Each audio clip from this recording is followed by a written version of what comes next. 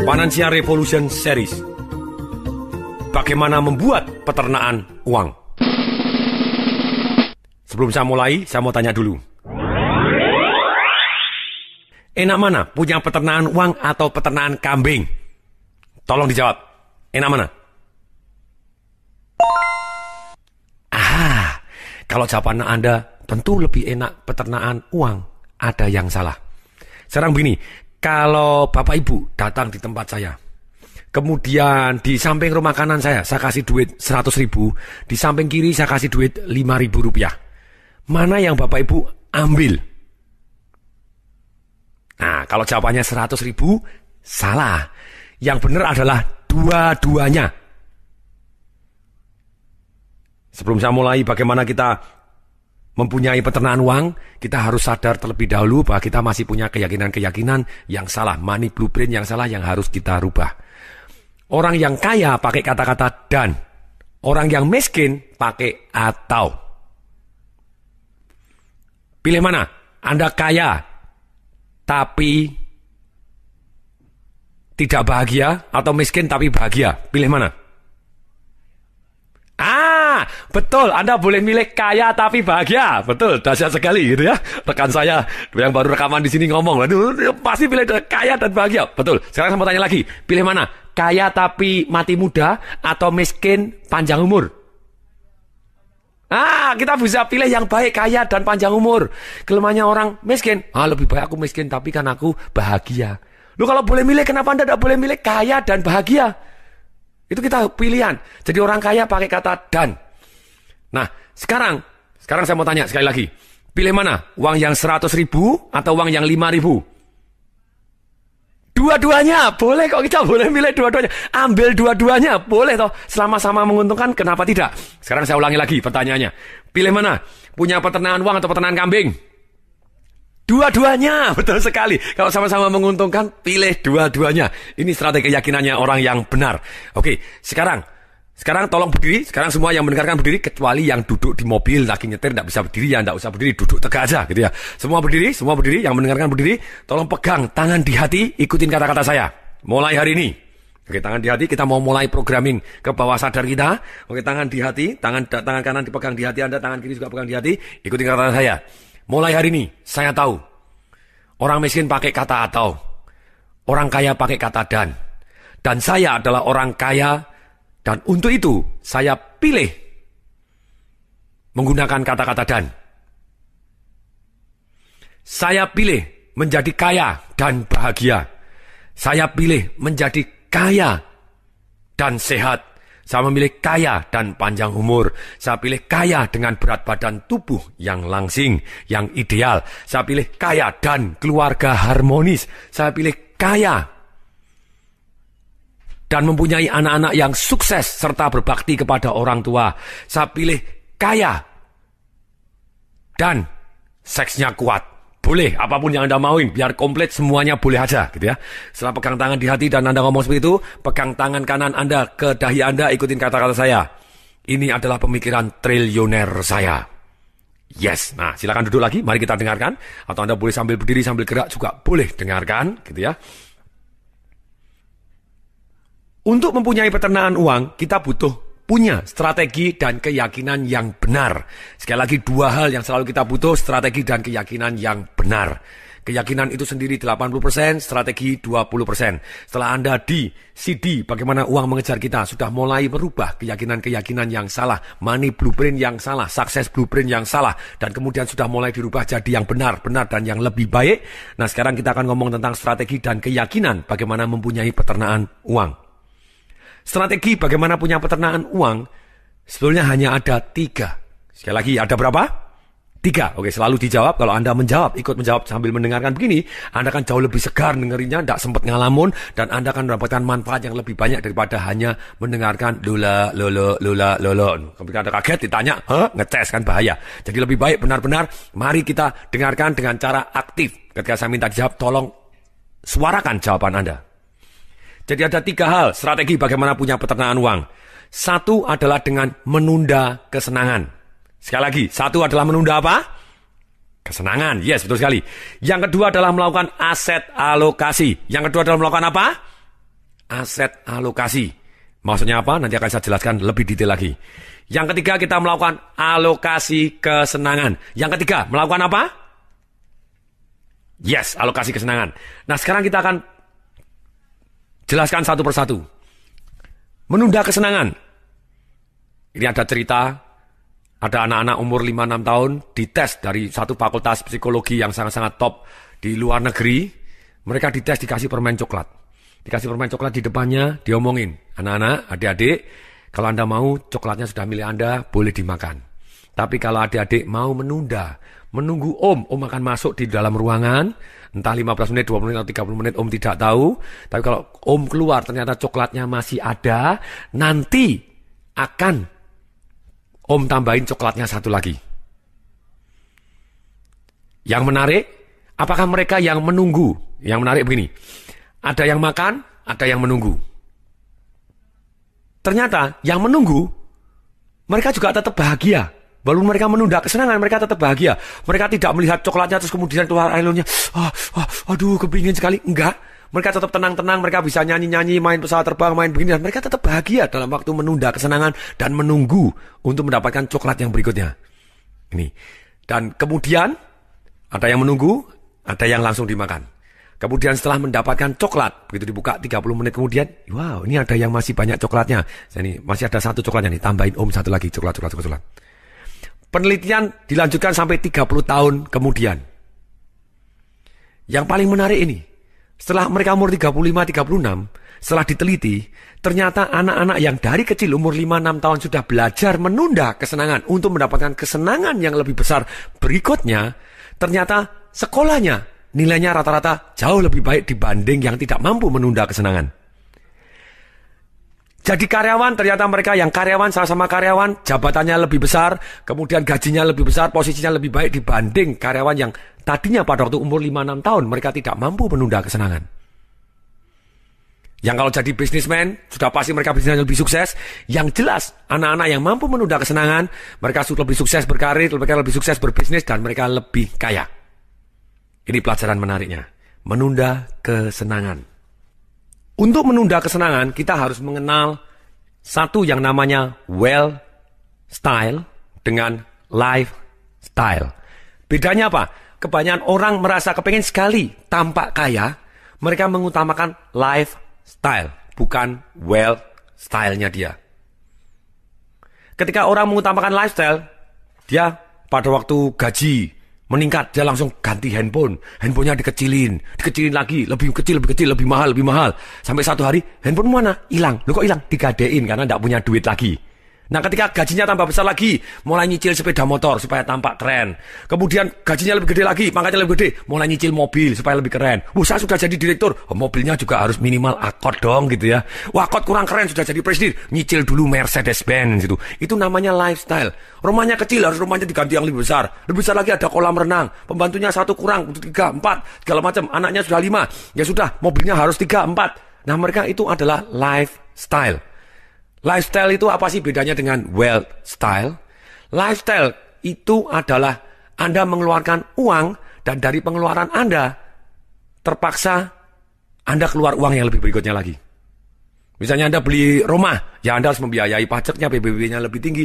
Beli mobil, harus pergi ke bengkel, harus beli bensin. Yang jelas Anda terpaksa harus mengeluarkan uang lebih banyak. Itu yang namanya lifestyle. Nah ada juga yang namanya wealth style. Bedanya apa? Kalau wealth style, begitu kita mengeluarkan uang tadi malah menghasilkan uang untuk kita. Jadi itu adalah gaya yang membuat kita benar-benar jadi kaya. Bukan gaya yang membuat kita tampak kaya. Jadi wealth style, ketika saya masukkan misalnya investasi ke dalam beli rumah, rumahnya saya sewakan, ternyata rumah tadi menghasilkan uang setiap bulan untuk saya. Itu namanya wealth style. Saya buka bisnis-bisnis, saya investasi misalnya di reksadana ataupun di saham yang ada capital gain juga, kemudian ada juga pembagian dividen, ada royaltinya, pembagian keuntungan. Nah itu adalah wealth style. Ada orang tanya, Pak kalau menunda kesenangan itu maksudnya yang bagaimana? Maksudnya kita menunda lifestyle-nya terlebih dahulu. Boleh nggak kita punya Mercy? Boleh, kenapa tidak? Begitu ya. Tahun 2000 Ketika istri saya ulang tahun, itu saya kasih hadiah Mercy E-Class dengan peleknya 19 inch gitu ya. Ketika tahun 2006 ulang tahun, saya kasih jam Rolex 11.000 euro. Terus kemudian ada jam Cartier juga. Kemudian kita tour honeymoon lagi ke Eropa sana gitu ya, 20 hari. Terus kemudian juga tahun 2007, pada waktu ulang tahun, saya berikan Mercy SLK Sport gitu ya, jadi yang kabriolet 2 pintu bisa dibuka, boleh aja, kenapa tidak gitu ya. Itu lifestyle. Tapi tunggu dulu sampai wealth style Anda cukup membiayai lifestyle Anda. Ini maksudnya menunda kesenangan. Jadi 3 prinsip menunda kesenangan yang sederhana. 1, yang terbaik adalah kita menunggu sampai kita mempunyai wealth style atau passive income yang cukup untuk membayar atau mencicil barang-barang konsumtif kita. Jadi yang kerja bukan aktif income kita, tapi pasif income kita. Jadi pasif income kita lah yang akan membayarin gaya hidup kita atau lifestyle kita. Itu yang terbaik. Yang kedua, kita harus menunggu sampai kita mempunyai uang minimal 10 kali lebih besar daripada barang lifestyle yang kita inginkan, baru kemudian kita membeli barang tersebut secara tunai. Jadi kalau misalnya mau beli BMW senilai 500 juta, ya tunggu dulu Anda minimal punya 5M baru beli BMW 500 juta. Itu prinsip kedua, 10 kali lipat baru Anda beli.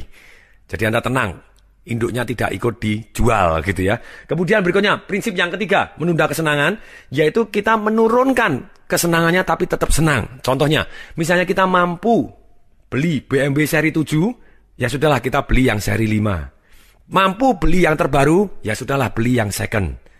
Tetap lifestyle ini bisa dibiayain dengan cara itu. Tapi saran saya, yang pertama yang terbaik, yaitu tunggu sampai passive income kita atau wealth style kita, di mana investasi kita, passive business income kita, royalti yang kita dapatkan, ternak duit kita, benar-benar menghasilkan uang yang bisa membiayai gaya hidup kita. Kita lebih tenang. Misalnya Anda beli Mercedes-Benz seri Sport, sudah pasti begitu buka pintu pertama kali, itu turun 200 juta. Besoknya buka lagi kedua kali, turun 10 juta. 3 kali 10 juta. Setiap buka turun 10 juta, 5 juta, turun terus gitu ya. Nah itulah. Jadi kalau Anda dari aktif income, apalagi Anda sampai utang-utang untuk gaya duluan, apa yang terjadi? Anda sakit hati. Begitu dijual Anda sakit hati. Bayar bunganya begitu besarnya, dijual begitu murahnya gitu ya. Itu sungguh menyedihkan itu. Memang ada beberapa level konsumtif gitu ya. Ada level konsumtif yang paling jelek tadi. Kalau ini tadi prinsipnya kita harus menunda kesenangan tadi adalah tunggu sampai pasif income-nya.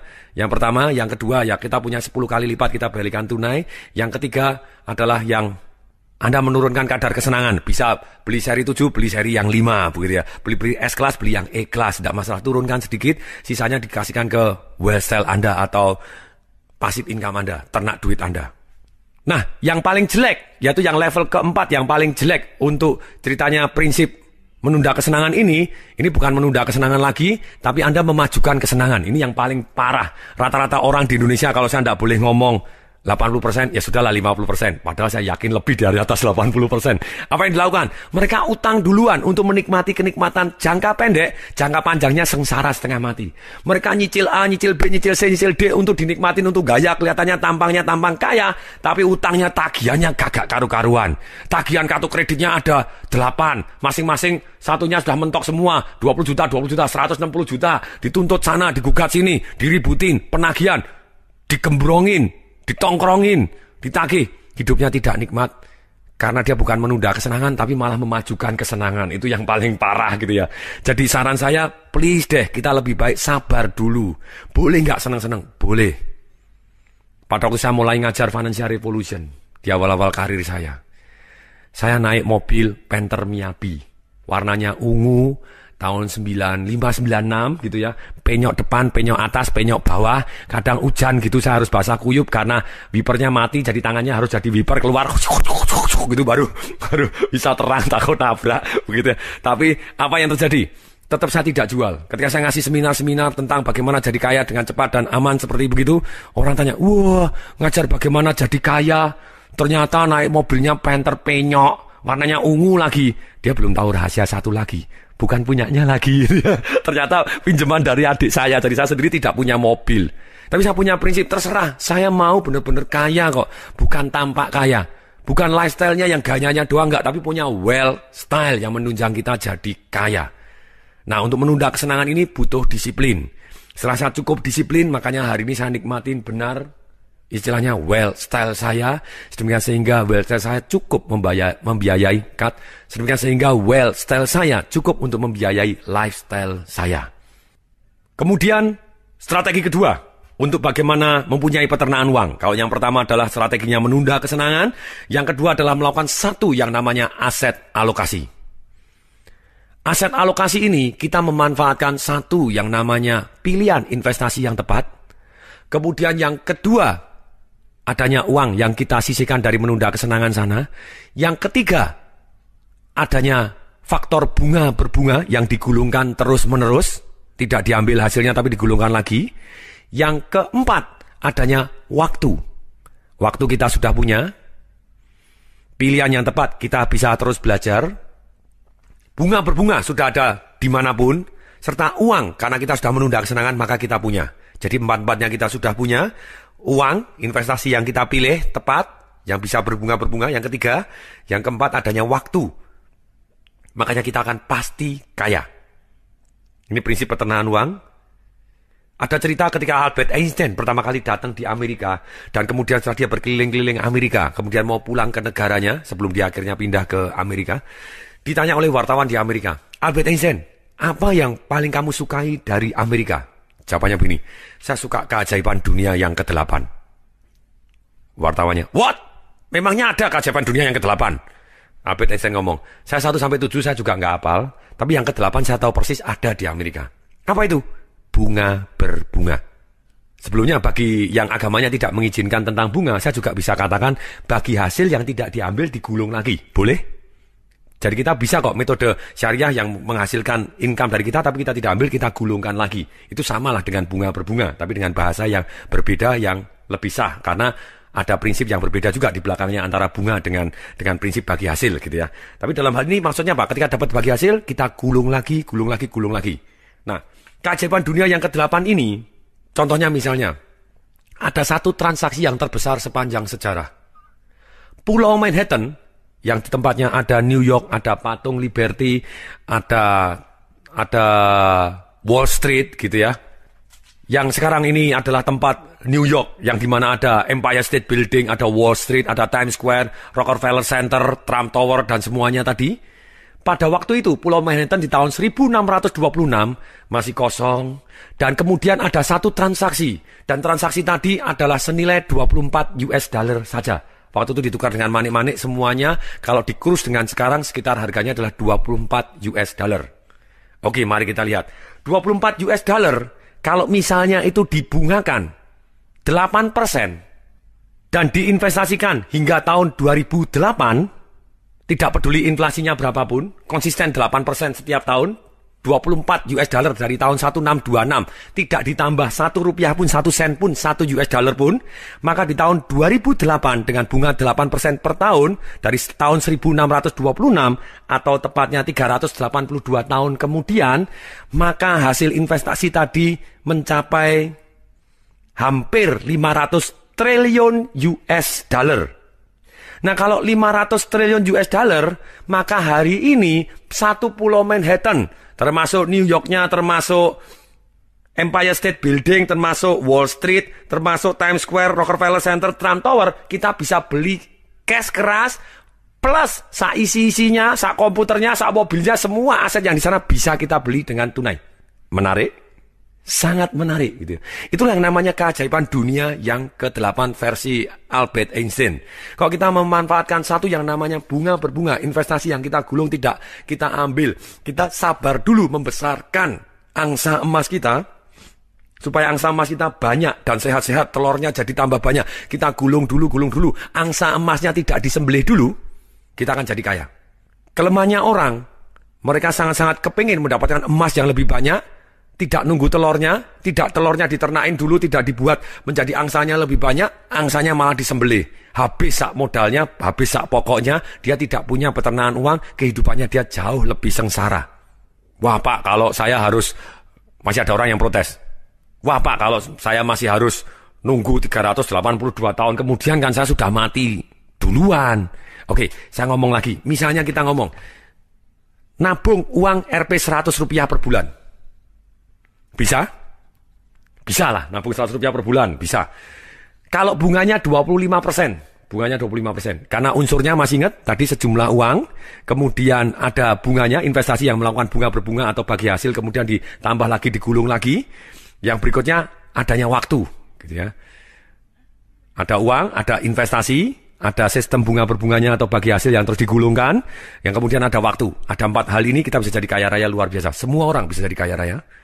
Nah ternyata kalau kita nabung Rp100 per bulan dengan bunga 25% per tahun selama 50 tahun, uang yang kita keluarkan Rp100 per bulan, 1 tahun cuma Rp1.200. 10 tahun berarti 12.000, 50 tahun berarti Rp60.000. Kalau Rp60.000 ini kira-kira kalau dalam waktu tadi 50 tahun kira-kira jadi berapa? Aha. Dengan efek bunga berbunga jadi Rp1.179.000.000. Itu duit Rp100 doang gitu ya. Nah kalau kita bilang, Pak saya tidak mau nabung lah, tidak mau nabung, saya 60.000 sudah ada di kantong, saya taruhin 50 tahun kemudian untuk warisan anak saya. Kira-kira jadi berapa? Kalau kita naruh duit 60.000 hari ini, kita biarkan bunga berbunga 25% setahun, dalam waktu 50 tahun, maka uang tadi akan menjadi 14.159.000. Padahal kita tidak nambahin apapun. Ajaib? Ajaib, makanya itu dikatakan oleh Albert Einstein, keajaiban dunia yang ke-8. Setuju? Setuju. Oke. Nah sekarang begini, ada orang masih protes lagi. Pak itu kan 50 tahun terlalu lama. Oke, kalau terlalu lama, loh Pak itu kan bunga 25% tidak ada. Kalau Anda bilang tidak ada, ya tidak ada. Kalau bilang ada, ya ada. Investasi dalam beberapa tahun ini gitu ya, investasi saham di Indonesia itu bisa meledak luar biasa, bisa untung 1 tahun 50 sekian persen, ada kan? Bahkan reksadana yang saham juga belum pakai pajak segala macam gitu ya. Lupa deposito bank kan cuma di bawah bunganya sekian persen, bunga di bawah 6%, bawah 7%, bawah 8%. Itu masih kena pajak. Lu masih ada juga yang masuk ke investasi saham yang masih ada selama ini. Saya belum tahu aturannya sampai kapan. Tapi dalam hal ini kita masih ada kok jenis-jenis investasi yang bisa mendapatkan hasil lebih di atas 25% pun. Betul, kalau mau di atas 25% konsisten selama 50 tahun itu tidak mudah. Misalnya Warren Buffett itu investor yang sampai saat ini terbesar di dunia gitu ya. Sebetulnya dia hasil imbalnya bukan yang paling besar sepanjang sejarah. Dia sekian puluh tahun rata-ratanya itu adalah 23% per tahun. Jadi kaya raya nggak karu-karuan. Kemudian itu nomor 3. Yang nomor 2 adalah Peter Lynch. Peter Lynch itu kalau investasi dia rata-ratanya 27%. Juara dunianya investasi yang sekian puluh tahun. Itu adalah George Soros gitu ya. George Soros adalah sekitar 32% per tahunnya rata-rata. Walaupun terakhir dia pernah kena 2 miliar US dollar waktu Nasdaq anjlok. Tapi setelah dia pensiun, di total rata-ratanya pernah naik 100%, pernah turun, pernah segala macam semuanya. Tapi total rata-ratanya sepanjang sekian puluh tahun karirnya dia sebagai investor ataupun trader, ternyata betul-betul bisa menghasilkan rata-rata 32% per tahunnya. Itu yang luar biasa. Nah, ada orang tanya, Pak, tapi itu kan George Soros, kalau saya orang biasa kan saya tidak bisa dapat. Boleh, tapi saran saya begini, itu kan nabungnya cuma 100. Lah kalau Anda kepengen dapat duit banyak, ya tidak mungkin lah Anda cuma nabung 100 doang. Anda tahun ini mungkin 1 bulan nabung 100.000, tapi tahun depan bisa tidak Anda nabung 120.000, naik 20%. Tahun depannya lagi nabung lebih banyak lagi, atau investasi lebih besar lagi. Nah kalau itu yang dilakukan, walaupun bunganya naik atau turun, Anda akan jauh lebih kaya dibanding orang yang tidak menyisihkan dan investasi sama sekali. Sekarang kita tiba saatnya untuk belajar bagaimana prinsip aset alokasi. Ada beberapa cara gitu ya. Cara yang paling sederhana adalah minimal 10% untuk hari tua, tidak boleh diambil sama sekali. Masuk ke investasi yang aman. Ciri-cirinya aman itu adalah kemungkinan hasilnya 95% ke atas. Dan tingkat returnnya biasanya di bawah 15%. Biasanya gitu ya. Maksudnya misalnya kita deposito, ya itu termasuk aman lah. Deposito di bank pemerintah termasuk aman. Reksadana, obligasi, surat-surat berharga pemerintah juga termasuk aman. Itu gitu ya. Kecuali negaranya bangkrut atau ganti sistem atau duitnya dirampok semua, dinasionalisasi, tidak boleh diambil. Ya tetap ada resikonya. Tapi lebih kecil dibanding obligasi dari perusahaan biasa ataupun dari saham gitu ya. Nah ini masuk ke yang aman, tapi tidak boleh diambil sama saya. Minimal 10% masuk yang aman tadi. Investasi emas, ya bagus juga. Tapi emas bisa naik, bisa turun juga. Tidak ada hasilnya, hanya capital gain doang kalau hasil. Tapi sangat-sangat bagus juga emas gitu ya. termasuk satu yang aman tidak boleh diambil, nanti baru diinvestasikan ke yang ada bunga berbunganya. Nah kalau bisa sih masukkan yang ada bunga berbunganya, itu minimal 10% itu yang paling sederhana untuk hari tua. Yang kedua, minimal 20% untuk cadangan. Atau kalau saya misalnya begini, atau orang yang punya hutang, minimal 20% untuk bayar hutang terlebih dahulu. Kalau hutang sudah selesai, 20% ini dicadangkan sampai 5-6 bulan gaji. Supaya apa? Kita mempunyai cadangan 5-6 bulan gaji. If something happen, genteng bocor, segala macam, kita tidak perlu ngambil tabungan hari tua, tapi ada dari cadangan. Jadi cadangan. Sakit bisa untuk cadangan juga. Semuanya ada dari untuk cadangan. Nah, kemudian apabila cadangan 5-6 bulan sudah selesai, 20% ini kita alokasikan untuk investasi yang tumbuh. Maunya tumbuh apa? Rada selebor sedikit boleh, rada edan sedikit boleh. Lupa, if something happen bagaimana? If something happen negatif yang terjadi, tidak apa-apa. Karena kita masih ada 10% yang hari tua yang aman tidak boleh diambil sama sekali. Oke, itu prinsip yang gampang. Sisanya 70% maksimal. Kalau saya bilang maksimal lebih boleh? Tidak boleh. Tolong dijawab. Boleh atau tidak? Tidak boleh. Maksimal 70% berarti maksimal gitu ya. Kurang boleh, kalau lebih mah tidak boleh. Itu silahkan dihabiskan untuk biaya sehari-hari. Kalau yang mau lebih canggih lagi, yang sophisticated istilahnya, maksudnya sophisticated, itu tergantung usia kita. Maksudnya tergantung usia kita itu, misalnya begini, kalau di buku Financial Revolution saya, itu saya bahas dengan sangat-sangat detail. Di halaman 132, atau kalau edisi baru bisa jadi berubah, aset alokasi, kami kasih contoh misalnya. Untuk investasi, kita tergantung dari kategori umur kita, dan tergantung dari kategori keberanian kita berinvestasi. Contohnya, umur 20-30. Kalau kita termasuk orang yang berani, saya adalah orang yang agresif tipe investasinya, umur 20-30, mestinya Anda alokasikan kepada yang aman 20%, yang moderat, alokasi yang moderat. Maksudnya apa moderat? Moderat itu adalah bunganya atau hasilnya adalah 15% sampai 100% per tahun, dengan tingkat kepastian hasil antara 70-95%. Nah itu yang moderat. Nah kalau yang cepat atau agresif, jadi kita agresif, investasinya tetap ada yang aman, ada yang moderat, ada yang cepat atau agresif. Maksudnya apa agresif? Agresif itu adalah bunga atau hasilnya imbal baliknya di atas 100% dengan tingkat kemungkinan berhasil di bawah 70%. Itu termasuk kita berarti agresif, gitu ya. Nah, sekarang jadi kalau kita umur 20-30, kita kategori orang yang berani atau orang yang agresif, investasi kita yang aman taruh 20%, yang moderat 40%, yang agresif atau yang investasi yang tumbuh cepat dengan segala risikonya 40% juga. Itu contohnya. Kemudian misalnya kita umur 30-40. Kita kategorinya adalah moderat orangnya. Kalau kita kategori orang yang moderat atau orang yang tidak konservatif, tidak agresif, tapi orang yang berada di tengah, moderat, makanya jenis investasi yang harus kita pilih, 40% masuk yang aman, 30% masuk yang sedang, 30% masuk yang agresif atau yang cepat. Nah tergantung umur kita juga. Misalnya kita sudah umur 60 tahun. Nah kalau misalnya umur 60 tahun, kalau kita kategori konservatif, tinggal 60 tadi ditambah 10%. Kalau kita konservatif berarti 70%, kalau umurnya 60, 70% masuk yang aman, 15% masuk yang sedang, 15% masuk yang cepat atau yang agresif. Kenapa? Karena kembali lagi, hukum alam tidak bisa diingkarin. Manusia semakin umur itu berarti kemungkinannya, maksudnya begini, kalau saya umur 30 tahun, kenapa saya boleh ambil risiko yang lebih besar dibanding orang yang umur 39? Atau kalau saya umur 39, kenapa saya boleh ambil risiko yang lebih besar dibanding orang yang umur 89, misalnya itu. Karena kalau saya belum berhasil, saya masih cukup umur atau cukup waktu untuk memperbaiki. Tapi kalau umur 89, terus kemudian mendadak bangkrut, misalnya ada satu yang namanya Charles Schwab. Charles Schwab itu adalah yang presiden direktur Bethlehem Steel. Dia termasuk salah satu orang yang sangat kaya. Seumur hidupnya dia pernah mendapatkan hasil sekitar 600 juta US di tahun 1920-an sekian sampai 1930-40. Tapi apa yang jadi? Pada waktu dia tua, 5 tahun terakhir dalam hidupnya dia hidup dalam kemiskinan. Tidak punya sepeser pun, 1 sen pun, bahkan hidup dengan utang. Kenapa?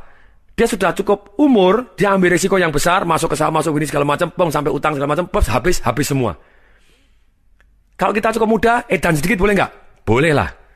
Karena masih cukup muda. Kalau belum berhasil, masih cukup muda untuk mengulangi. Kalau sudah berhasil, masih cukup muda untuk menikmati. Tapi kalau kita sudah mulai umur, kita jenis investasinya, walaupun kita kategori agresif pun, kita harus taruh yang ke aman jauh lebih banyak dibanding yang berisiko.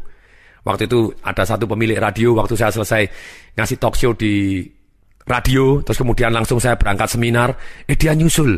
Nyari saya di ruangan siaran dadat, kemudian dia nyusul ke tempat saya seminar, nungguin sampai jam 8 malam selesai, kemudian dia ketemu Gus ngomong, terima kasih Pak Tung, saya dengerin siaran radio Anda, saya baru sadar, saya ini sudah umur 60 lebih ya.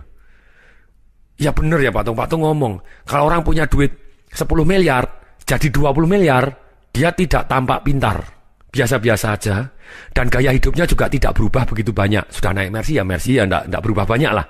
Tapi kalau 10 miliar jadi 0, tampak goblok setengah mati. Dan gaya hidupnya pasti berubah total. Saya ini mau buka, ini Pak Tung, saya mau investasi gede-gedean, taruh kan, saya mau utang. Saya pikir juga benar, saya sudah umur 60 sekian, hampir 70. Lah kalau saya taruh gini, tambah kaya juga, efeknya juga tidak begitu banyak dengan gaya hidup saya. Tapi kalau kena semua, saya sengsara sekali tuanya nanti. Kalau butuh kesehatan, butuh apa, saya celaka. Oh terima kasih Pak Tung, terima kasih. Saya bilang, you are most welcome. Saya bilang gitu. Terima kasih kembali begitu ya. Saya senang sekali bisa bermanfaat untuk orang yang banyak. Jadi mulai hari ini, Bapak Ibu, please deh, Anda melakukan aset alokasi berdasarkan tingkat umur Anda. Nah, itu satu, yang tadi yang sederhana, yang kedua yang canggih, yang ketiga yang jalan tengah. Yang sekarang saya mulai ajarkan lebih daripada yang sederhana yang cuma 10, 20, 70 tadi, yaitu apa? Saya ajarkan sekarang yang terbaru adalah aset alokasi 1, minimal 10% untuk hari tua. Tidak boleh diambil sama sekali, digulungkan terus, cari yang bunga berbunga. Yang kedua, minimal 10% dialokasi dari income kita untuk pendidikan. Dikatakan oleh Benjamin Franklin, Bapak kemerdekaan, Bapak human right, pencipta anti petir di Amerika, orang yang sangat dihormatin di Amerika. Uang 100 US dollar di Amerika itu wajahnya Benjamin Franklin.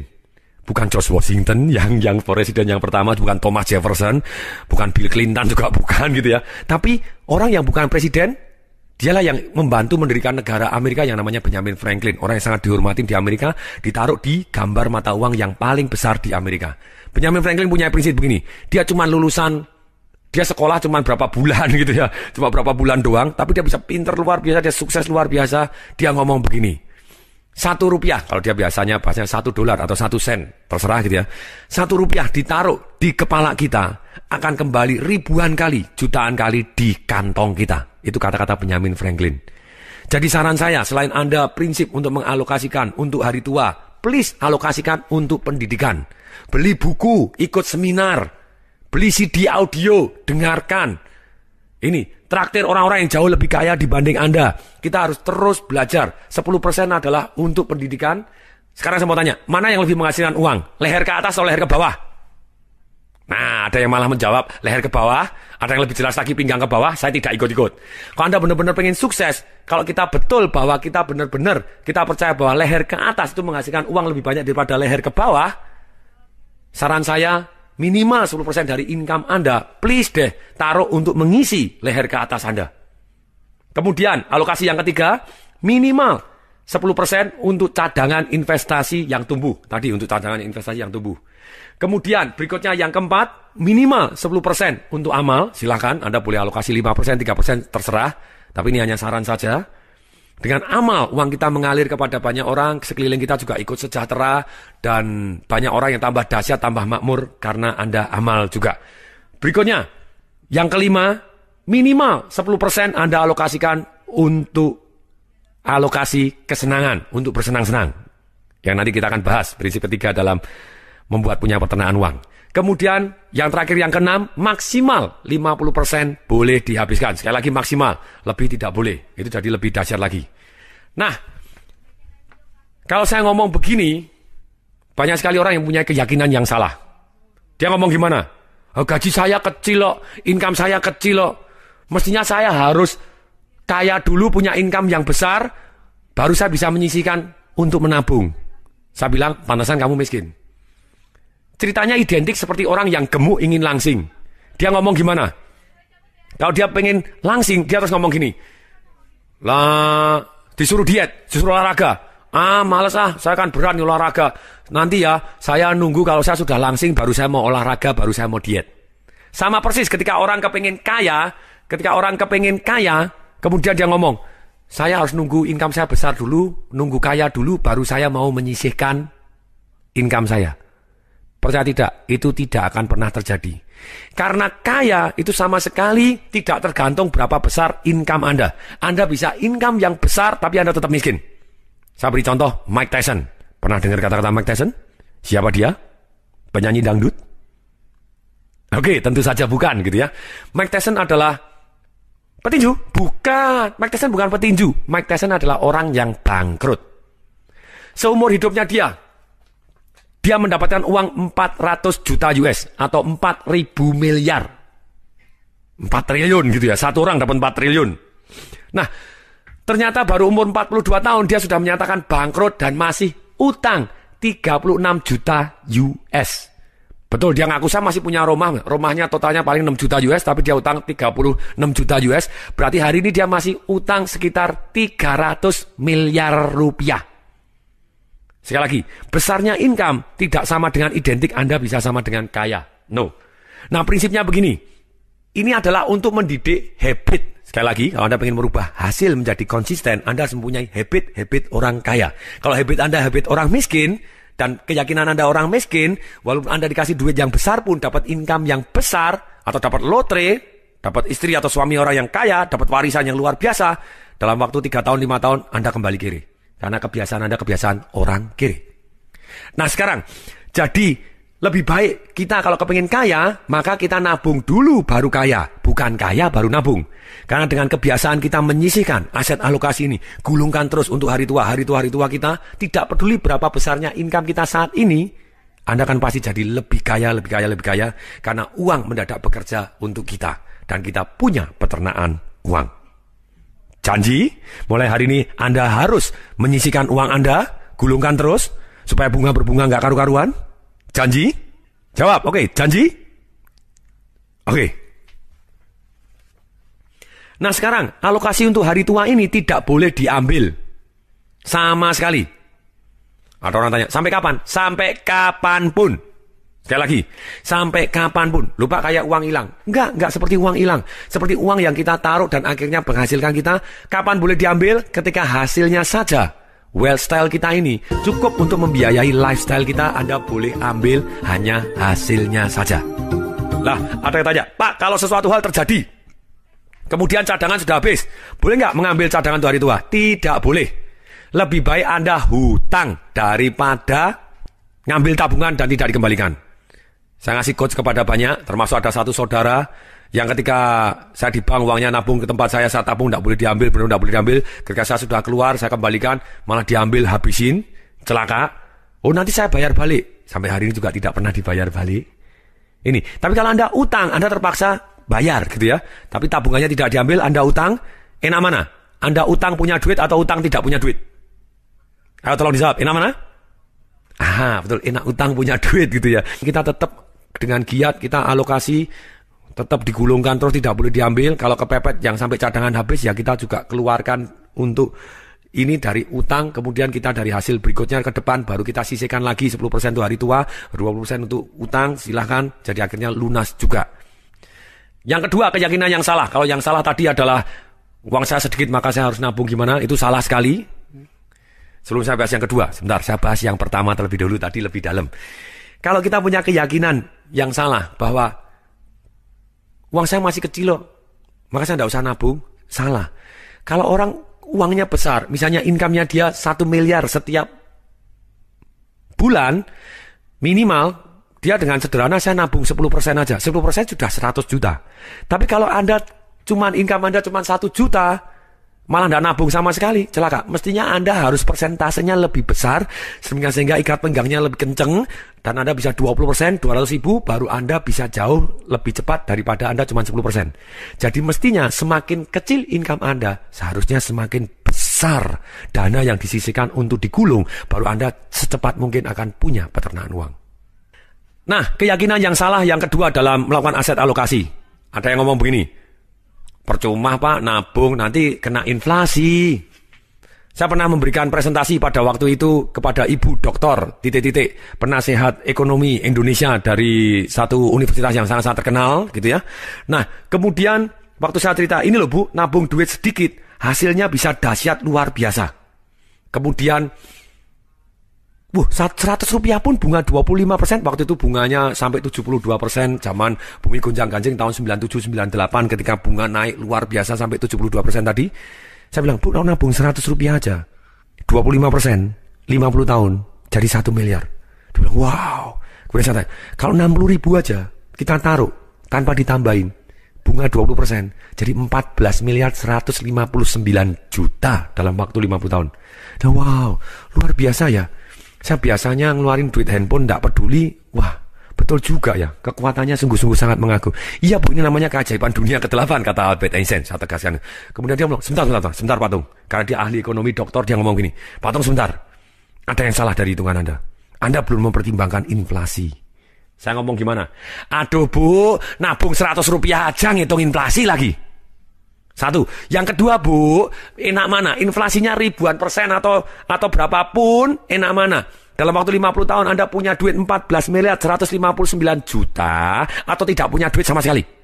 Nah ini kelemahannya orang tidak mau nabung. Salah. Kalau adanya inflasi itu adalah bukan alasan kita untuk tidak mau nabung, tapi alasan kita untuk nabung lebih banyak, terus menambahin dan cari investasi-investasi yang lebih besar daripada inflasi. Itu alasan yang benar. Bukan untuk menghentikan kita, tapi untuk membuat kita jauh lebih bijaksana memilih jenis investasi, dan jauh lebih bijaksana setiap tahun kita tambahin lebih besar, setiap bulan kita tambahin, maka kita akan jauh lebih besar dari inflasi dan kita tetap menang daripada inflasi. Oke, contoh misalnya, saldo awal 5 juta, tiap bulan nabung 1 juta, asumsi bunga 14%. Dalam waktu 20 tahun, duit 5 juta yang ditambah 1 juta ini menjadi 1,39 miliar rupiah. Yang menarik, kalau kita nabungnya lebih awal 5 tahun aja, jadi 25 tahun. Duit yang 1,39 tadi sebetulnya sudah jadi 2,89 miliar. Jadi kalau kita telat 5 tahun, ruginya lebih dari 100%. Ada yang tanya kalau begini, aduh, kenapa kau nggak 5 tahun yang lalu Pak, saya dengerin CD Anda. Woi.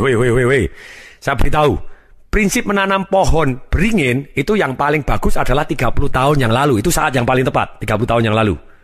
Nah, saat yang tepat yang berikutnya kapan? Sekarang. Sama persis sebelumnya prinsip bunga berbunga nabung ini yang paling tepat kapan? Waktu Anda masih muda, masih umur 13-15, Anda sudah punya disiplin ini, tidak pernah diambil, gulung, Anda kaya raya luar biasa. Tapi kalau itu tidak, saat yang paling tepat kapan? Sekarang. Kapan? Oke, terima kasih setelah dijawab. Nah, kemudian berikutnya, ada yang lebih menarik lagi.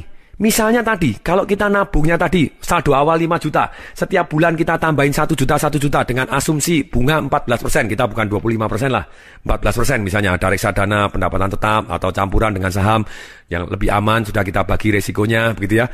Nah, kemudian, kalau misalnya tahun ini 1 bulan kita 1 juta, tahun depan dengan kenaikan gaji, dengan inflasi, mungkin tidak kita bisa nabung jadi 1.100.000. Mungkin?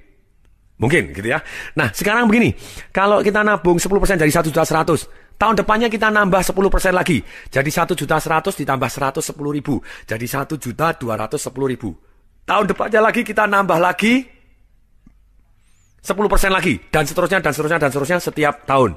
Apa yang terjadi? Uang 5 juta, kita tambahin 1 juta terus. Ternyata dalam waktu 25 tahun, uangnya jadi 5,83 miliar. Bayangin kalau ditambahin 10% aja, sudah 2 kali lipat dibanding kalau kita tetap 1 juta. Jadi, saran saya, karena inflasi, maka kita harus terus meningkatkan investasi kita lebih besar setiap tahunnya, maka kita akan menang dibanding inflasi. Ilustrasi cerita yang menarik tentang kejadian ini adalah ada satu rekan saya yang kerja di bank. Kita ngomonglah satu yang namanya, misalnya kasih nama Pak Tekun, yang satu Pak Seru. Ini plus minus kisah nyata yang ceritanya kemudian saya buat dramatisasi sehingga jauh lebih menarik, begitu ya. Ceritanya begini. Sama-sama mereka masuk di tahun 1978. Pak Tekun, karena dia mulai dari karir dari yang paling bawah, dia gajinya cuma Rp20.000 di tahun 78. Yang satu karena masuk langsung jadi level supervisor atau kelas wakil pemimpin pada waktu itu, gajinya sudah pasti 2 kali 3 kali lipat lebih besar daripada Pak Tekun ini. Yang namanya Pak Zero. Apa yang terjadi? Pak Zero ganti mobil, nyicil mobil, nyicil rumah. Dia sebetulnya bukan orang yang jahat, dia amal luar biasa. Saya tidak melarang orang amal, sekali lagi, tapi ceritanya begini. Dia mempunyai lebih dari 20 orang, sekitar 24 orang yang menjadi tanggungannya dia. Dia punya kakak dari istrinya dia, kakaknya dia, kebetulan dua-duanya janda, wanita, dan punya anak 4. Ada pembantu yang harus dia pelihara, kakaknya dia juga yang laki tidak bisa kerja, dia bantu, semuanya bantu. Jadi dia satu orang menanggung beban 24 orang. Angkanya plus minus seperti itu. Nah, dia amal, dia baik. Dan apa yang terjadi, dia juga terus ganti mobil yang lebih baik, kemudian nyicil rumah lebih besar, dan utang-utang terus dengan bunga yang besar, tidak pernah menyisihkan untuk wealth style-nya, lifestyle dan amal, tidak apa-apa. Tapi ketika dia pensiun, ada kejadian yang menyedihkan. Dia beli franchise, tapi franchise-nya gagal total. Uang franchise-nya habis. Dia rumah tinggal 1. Dia bilang, aduh susah. Rumahnya sekitar 1,2 M. Udah utang 400 jutaan. Terus kemudiannya sudahlah. Dijual aja, dibayarkan utang. Pindah ke rumah yang lebih kecil. Tapi waktu mau pindah rumah kecil, ada peluang bisnis, peluang investasi. Yang bunganya menghasilkan, wah lumayan ini daripada saya belikan rumah, lebih baik saya ternakkan, saya bisa nyewa. Nggak taunya investasinya investasi bodong yang banyak sekali gitu, yang seperti yang terjadi di lingkungan Indonesia begitu banyaknya bodong, nggak tahu ketahuan juntrungannya, kelihatannya bunganya besar, nggak ada, hilang juga habis. Dia punya 4 anak, yang 1 sudah lulus, sudah mulai kerja, 3 masih sekolah, sungguh sedih akhirnya dia nggak punya uang. Nah, yang satu, yang nama tadi Pak Zero, yang sekarang yang Pak Tekun, mulai dengan gaji 20.000, dia menyisihkan 10%. Dia nabung cuma 2.000. Tahun berikutnya gaji naik, karena 78 pernah terjadi agak gonjang-ganjing, dia naik jadi 30.000, dia tabung 3.000. Kemudian waktu gajinya dia 50.000, dia bukan nabung 5.000, bukan 10%, tapi dia nabung 20.000. Berarti 40% dia tabung. Gulungin terus. Menarik, di tahun 1982, 5 tahun kemudian, ketika itu, dia waktu mau menikah, dia sudah mempunyai satu tabungan yang luar biasa. Dia ngomong kepada saya, dia ngomong gini, Pak Tung, waktu tahun 82, saya sudah bisa beli rumah BTN, hanya dengan cicilannya dibayar oleh tabungan saya. Jadi angsurannya per bulan, itu ternyata dengan bunganya dari tabungannya dia selama 5 tahun yang digulung, itu ternyata cukup. Jadi masih surplus. Jadi dari pasif income-nya, dari wealth style-nya dia, dari investasinya, bisa membelikan dia rumah. Ini yang menarik. Terus kemudian dia menikah, dia bilang, wow, ini namanya double income. Double income, pengeluarannya 1. Dengan menikah, dia semakin menabung lagi lebih banyak. Dan kemudian ketika Pak Tekun pada waktu itu, rekan saya di bank tadi pada waktu bumi gonjang ganjing di tahun 1997-98. Kemudian bank kita itu tadi diambil alih oleh pemerintah. Dan kemudian pimpinan-pimpinan cabang pada stres semua. Wah pasti kita akan direkturnya diganti oleh dari pemerintah ini diganti. Nanti pimpinan cabang juga akan diganti. Dia dengan damai sejahtera. Oh, kalau saya diganti juga enggak apa-apa. Saya ini kan jadi pimpinan cabang cuman hobi. Loh, kok cuman hobi? Loh, Bapak punya income dari mana lagi? Loh, saya kan sudah punya peternakan. Ketika Pak Tekun ini ngomong bahwa dia sudah punya peternakan, kita semua heran. Kenapa heran? Karena kita sudah tahu bahwa dari dulu dia tidak pernah usaha apapun. Loh, kok mendadak bisa punya peternakan? Loh, peternakan apa, Pak? No? Dia bilang, aku kan punya peternakan uang. Hasil bunganya aja lebih gede dari gajiku. Wow, dia tidak pernah mengeluarkan uangnya dari bank tadi. Dia melakukan satu investasi orang yang paling goblok yang pernah terjadi. Tapi ternyata hasil akhirnya dia termasuk orang yang salah satu yang paling pintar. Dia tidak pernah usaha, tidak pernah dagang, tidak pernah apa. Digulung doang. Dia hanya disiplin. Mengandalkan satu ilmu yang paling primitif yang tidak ada kalahnya, yaitu tekun. Makanya saya kasih nama Pak Tekun gitu ya. Nama samarannya itu di Pak Tekun. Dan hitungannya begini. Pada waktu itu bunga naik, dia bilang, Orang bingung investasi ini, beli dolar naik luar biasa. Saya masih goblok aja deh. Pokoknya saya masuk ke rupiah, tidak pernah saya tarik. Ya pokoknya saya gulung terus, saya tambahin terus. Tapi ngomong-ngomong ya, walaupun saya begini, dulu kalau saya mau beli penter, itu harus nunggu bunga 7 bulan. Sekarang walaupun penternya naik, tapi bunga naik luar biasa begini, harus nunggu 2 bulan doang. Harus nunggu 2 bulan doang. Sudah bisa beli mobil penter. Sudah kebayang, ternak duitnya dia lumayan. 2 bulan bisa beli mobil penter. Kemudian saya bandingkan, saya tanya kepada beliaunya, Pak, saya tanya, apa Anda tidak punya saudara yang Anda tanggung? Oh ya punya. Saya punya adik. Mohon maaf, ini kata-katanya plus minus seperti ini begitu ya, tidak dibuat-buat, yang ini tidak didramatisasi gitu ya, karena ini saya punya adik, itu SH Kemplung. Dia kata-katanya begitu. Loh kenapa Pak? Sorry loh, saya tahu kamu SH juga, saya juga SH gitu. Tapi bedanya dia SH Kemplung, saya SH singkatannya sarjana hebat gitu ya, SH-nya. Nah kemudian dia, itu kerja tidak pernah berhasil, dikeluarkan terus. Saya modalin juga bangkrut terus. Ya sudah, ya tetap saya bantu sekarang. Lu bantunya gimana? Ya saya pensiun, 1 bulan saya kasih sekian ratus ribu untuk hidup aja. Lu kalau dia pengen minta apa yang lain? Oh pernah, dia minta saya sepeda motor. Saya bilang, kau minta sepeda motor, beli sendiri. Kerja sendiri enak aja. Tapi kalau cuma numpang hidup, saya berkewajiban untuk menghidupin dia. Tapi kalau dia mau gaya-gayaan, ya suruh kerja sendiri dong. Dan saya tetap nanggung. Oh oke. Anaknya dia kuliah apoteker gitu ya, sarjana farmasi. Kemudian saya tanya, Pak kalau anaknya misalnya kuliah nanti pada waktu lulus dia mau buka apotek, dimodalin nggak? Ya pasti dong anak saya. Lu diambil Pak? Ya enggak toh. Masa angsa emasnya disembelih? Enggak boleh, angsa emas modalnya enggak boleh. Nanti nunggu hasilnya dulu, nunggu bunganya dulu. Kalau bunganya cukup dalam waktu mungkin 6 bulan atau 1 tahun cukup untuk modal, ya baru diambil dari hasilnya doang, dari hasil ternaknya doang. Nangkep? Saya bilang, nangkep. Sekarang saya tanya kepada Bapak Ibu yang mendengarkan. Nangkep? Nangkep itu. Masuk akal?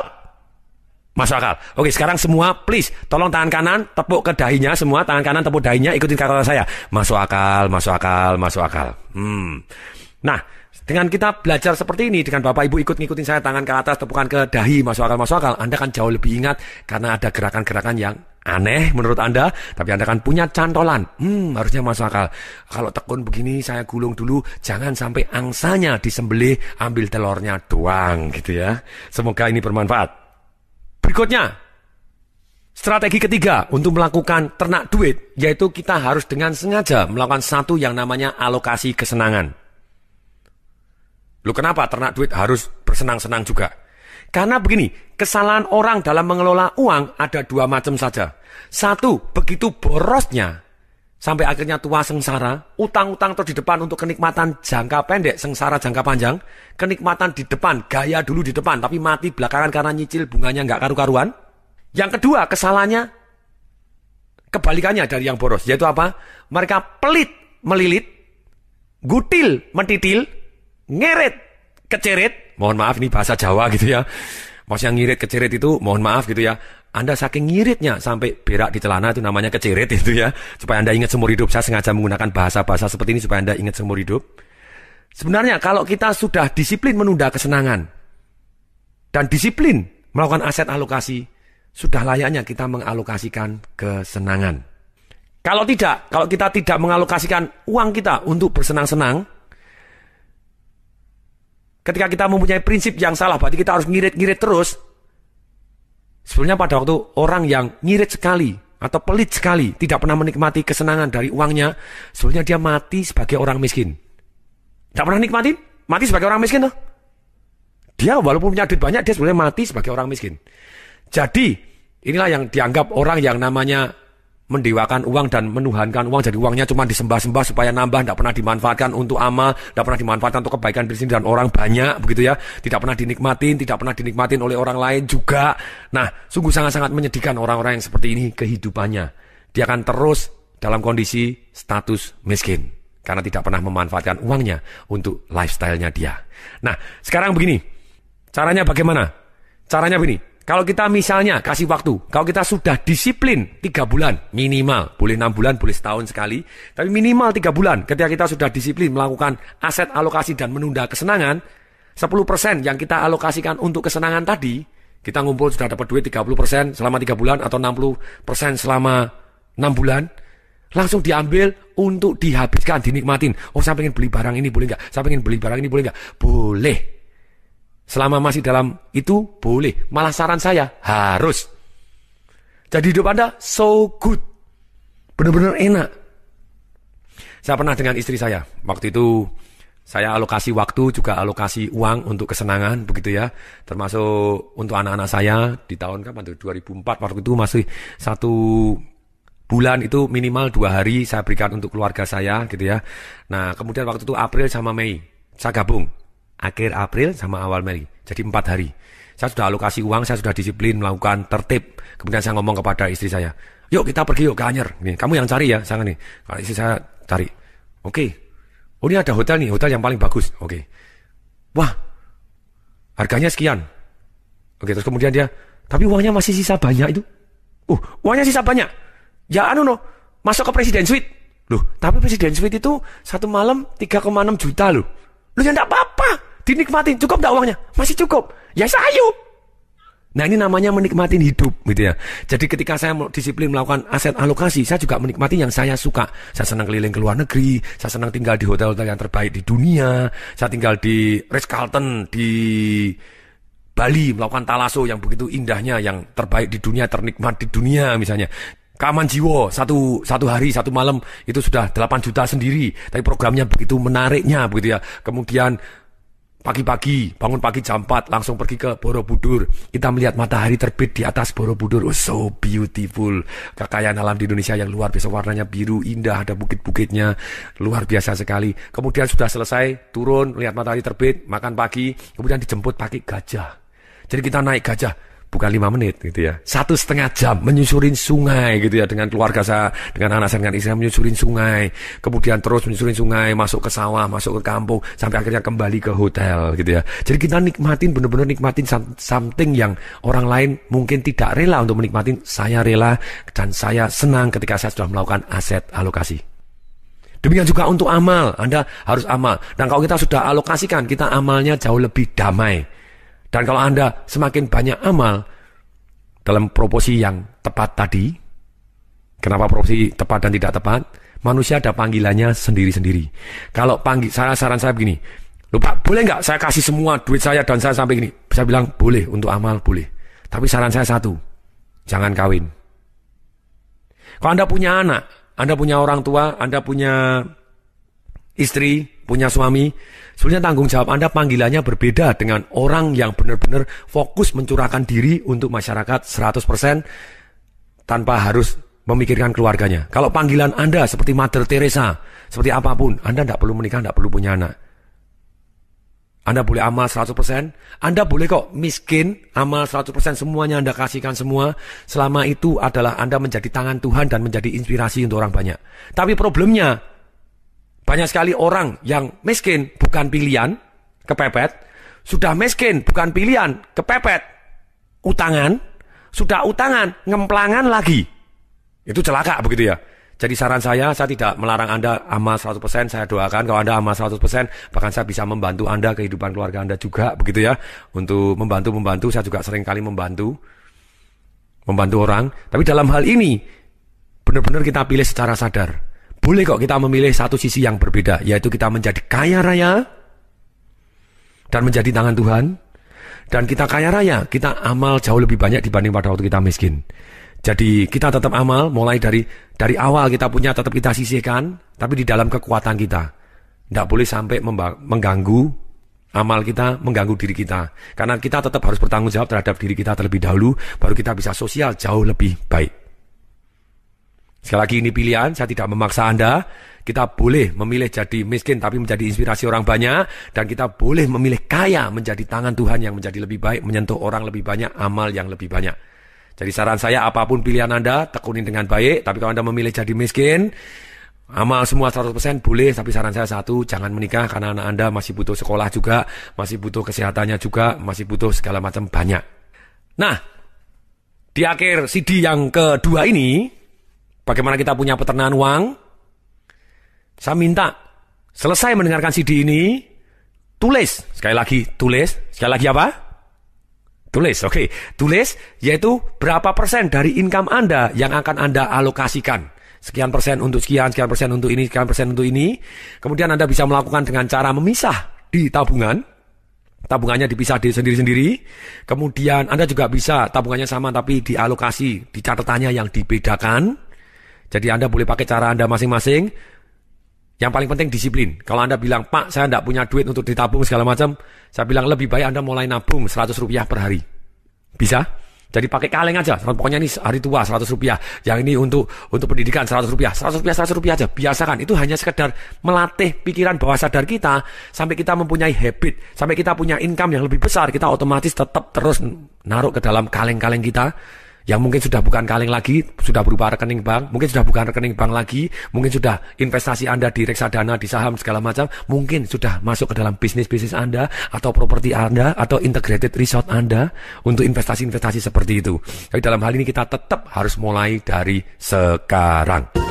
Semoga bermanfaat. Saya Tung Desa Maringin mengucapkan salam dahsyat. Informasi seminar atau pelatihan untuk meningkatkan motivasi, sales, dan marketing perusahaan, Anda bisa menghubungi nomor telepon 021 547 6677, 021 547 6677, 021 547 6677, atau klik di www.dahsyat.com.